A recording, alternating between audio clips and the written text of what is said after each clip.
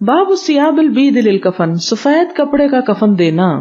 حدثنا محمد بن مقاتل قال اخبرنا عبد الله اخبرنا هشام بن عروة عن ابيه عن عائشة رضي الله عنها ان رسول الله صلی اللہ علیہ وسلم کفن فی 3 اثواب، کہ نبی صلی اللہ علیہ وسلم کو کفن دیا گیا 3 کپڑوں میں، یمانیت یمنی، بیض سفید رنگ کے، سحولیت من کرسف، سحولیت بنے ہوئے تھے، من کرسف کاٹن کے یعنی سوتی تھے اور سوت کے بنے ہوئے تھے. اسی سے ہم دیکھتے کہ ہمارے ہاں بھی یہ چیز آئی ہے کہ عموماً کفن لٹھے کا ہی ہوتا ہے کیونکہ پیور کاٹن ہوتی ہے، کیٹی وغیرہ کا نہیں ہوتا کیونکہ اس میں مکس ہوتا ہے. لیکن یہ شرط نہیں ہے، اس کو یعنی ضرورت کے تحت جو بھی ملے انسان اسے استعمال کر لے، لیکن کفن میں زیادہ پیسے لگانے نہیں چاہیے اور زیادہ اسراف کرنا جو ہے وہ منع ہے.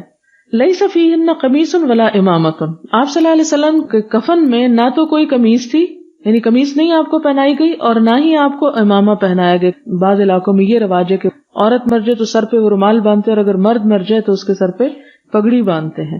تو آپ صلی اللہ علیہ وسلم کے ساتھ ایسا نہیں کیا گیا. یعنی کیا تھا، ایک ازار تھی، ایک چادر تھی اور ایک لفاف.